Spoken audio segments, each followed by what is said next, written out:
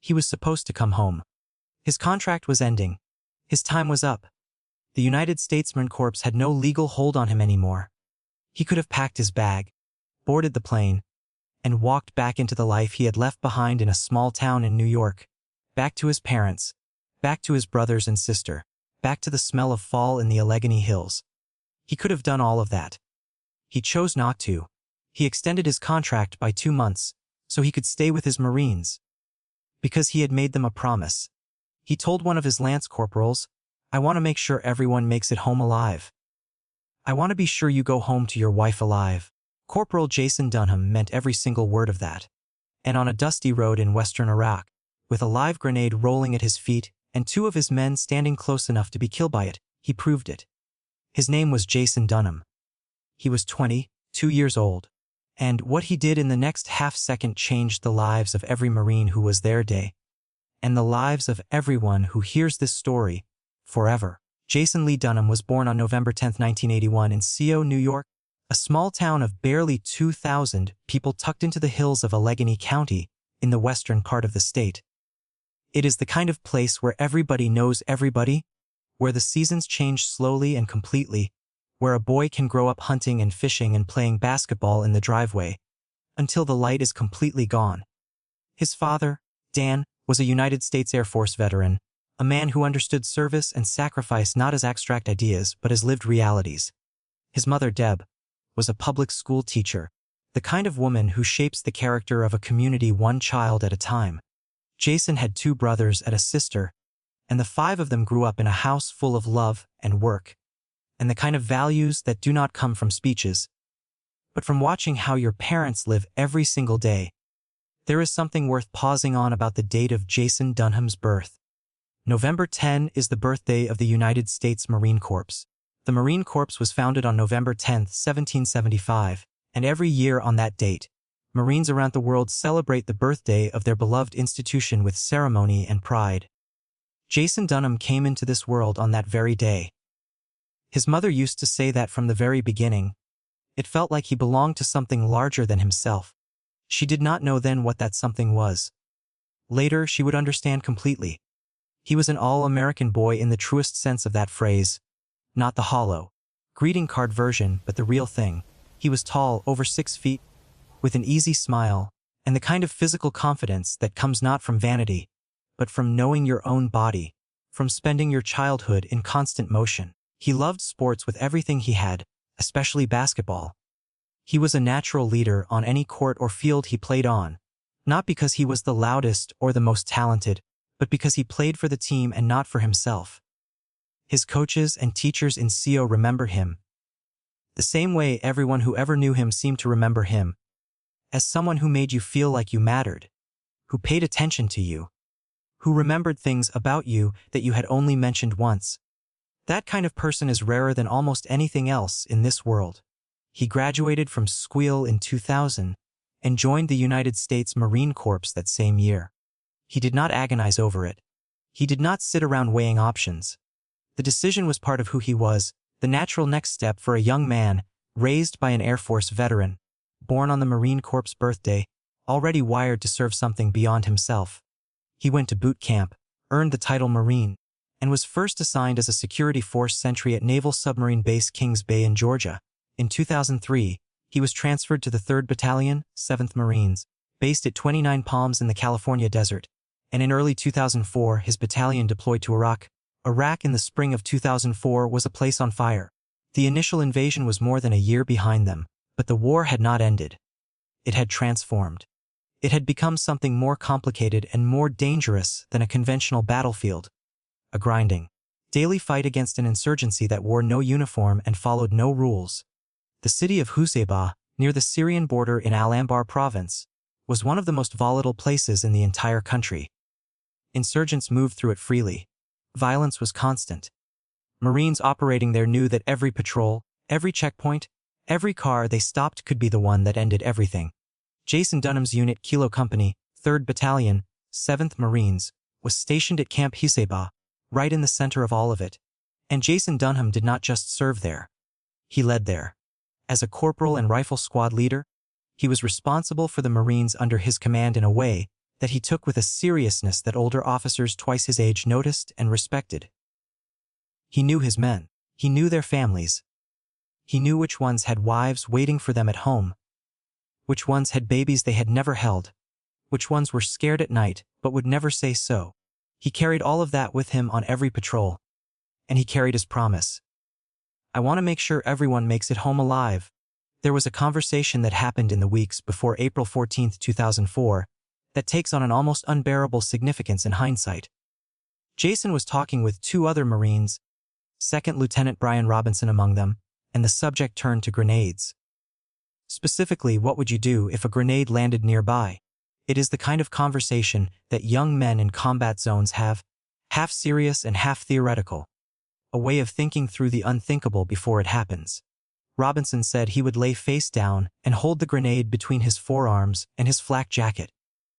Jason Dunham said something different. He said the best way to protect the people around you would be to put your Kevlar helmet over the grenade and then cover it with your body.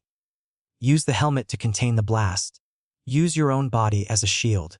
He said it like a man who had genuinely thought it through. Like a man who had already made his peace with what that would mean if he ever had to actually do it. Nobody who was there that day thought much of it at the time. It was just talk. It was just soldiers being soldiers, thinking out loud about things you hope you never face. Nobody knew that in just a few weeks, Jason Dunham would not just say those words, he would live them. April 14, 2004. The morning began with an ambush. The battalion commander's convoy came under attack near Huzeba, hit with small arms fire and rocket, propelled grenades on the road leading to Camp Huzeba. The call went out. 4th Platoon was dispatched immediately to investigate and provide support. Jason Dunham loaded his squad into their Humvees, and they rolled toward the sound of the fighting, 2 kilometers away, moving fast through streets they knew and did not trust. When they arrived, Dunham split his forces and led one of his fire teams on foot, moving several blocks south of where the convoy had been hit, searching for the shooters, clearing the area, doing what Marines do when someone hits their brothers on the road. They came to an alleyway and found it 7 Iraqi vehicles sitting in a column, as if they had been waiting, or as if they had been stopped in the middle of trying to leave. Dunham ordered the vehicles searched. His men moved up the line, window by window, door by door. When they reached a white Toyota Land Cruiser near the back of the column, everything changed. Inside the vehicle, they found AK-47s. Before the Marines could fully process what they were looking at, the driver's door flew open, and the man behind the wheel exploded out of the vehicle. He was wearing a black tracksuit, and he was running, or trying to run, and Jason Dunham was right there. He did not hesitate. He could not hesitate. A man with weapons in his car was trying to escape, and Dunham grabbed him, and the two of them went to the ground together in a fighting tangle of arms and legs in the dust of that Iraqi alleyway. 2 of Dunham's Marines, Private First Class Kelly Miller and Private First Class William Hampton, moved in to help. They were right there, close, a few feet away, trying to get a hand on the struggling insurgent. And that is when Jason Dunham saw it. In the middle of the fight, in the chaos of 2 men wrestling on the ground, the insurgent opened his hand. The grenade was already live. The pin was already out. He had been holding the striker lever down the whole time, waiting, and now it was free and rolling in the dirt of that alleyway, with 2 of Jason Dunham's Marines standing close enough to be torn apart by the blast. The last thing Jason Dunham said was this, "No, no. Watch his hands." And then he was already moving. He pulled off his Kevlar helmet. He put it on top of the grenade, and then he put himself on top of the helmet. He covered it with his own body. He made himself the barrier between that explosion and his men, exactly the way he had described in that conversation weeks earlier, except this time it was not theoretical. It was not hypothetical.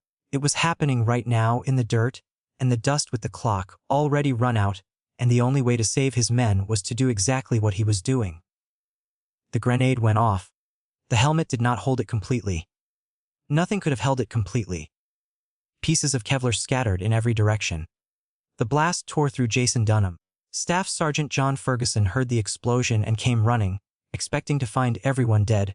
Instead, he found Miller and Hampton alive, wounded by shrapnel fragments but alive, their lives purchased by what Jason Dunham had just done. The insurgent, badly wounded in the blast as well, tried to get up and run. One of the Marines shot him dead, and Jason Dunham lay in that alleyway, gravely wounded, still breathing. His head destroyed by the force of an explosion he had chosen to absorb so that the men he promised to protect would survive it. He was evacuated immediately. Within days, he was at the National Naval Medical Center in Bethesda, Maryland. His parents, Dan and Deb, flew to be with him. The doctors told them what no parent should ever have to hear. Their son had severe brain damage and was unlikely to recover. He lay in a coma while his parents sat beside him and held his hands and talked to him and prayed over him, and carried the weight of what was happening with a grace that humbles everyone who has ever witnessed it.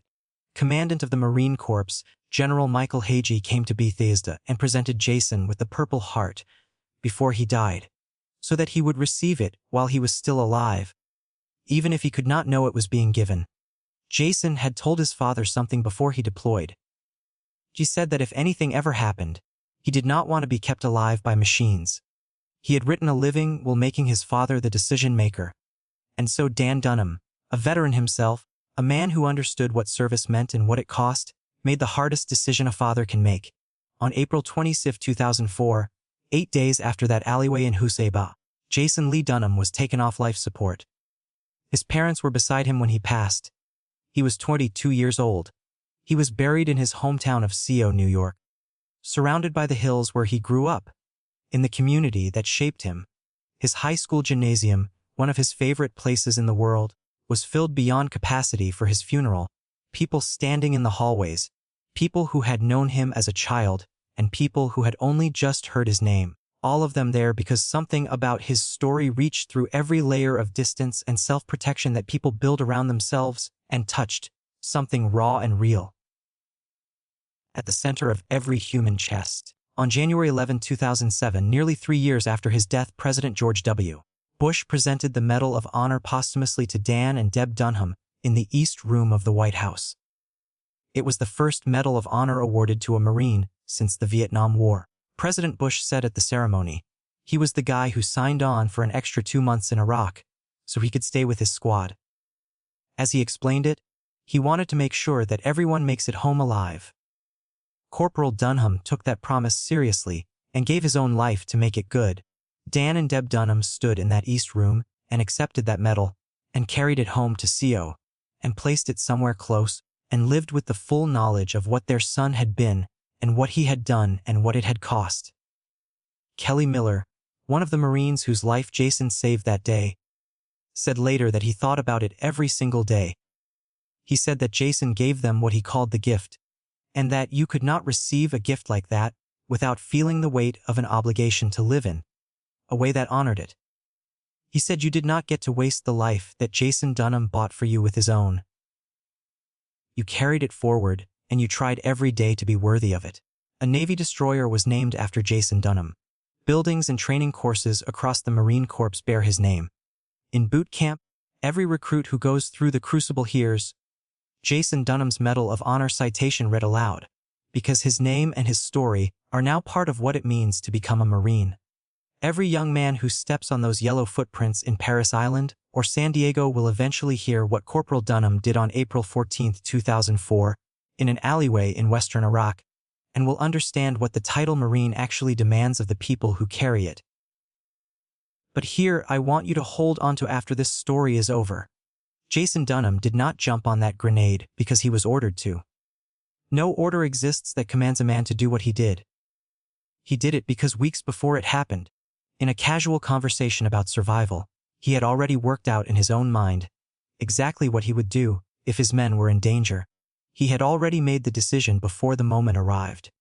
And when the moment arrived, all he had to do was be who he already was. A man who extended his contract to keep his promise. A man who led from the front. A man who could not stand the thought of one of his Marines dying when there was something, anything, he could do to prevent it. A man born on the Marine Corps' birthday, raised by a veteran, taught by a schoolteacher to believe that what you do for other people is what actually matters about a life. Watch his hands, he said, and then he made sure those hands could never hurt his Marines again. Jason Dunham, Corporal, United States Marine Corps, Medal of Honor, born November 10, 1981. Killed in action April 20, 2004. 22 years old. And not one day of those 22 years wasted. Remember him.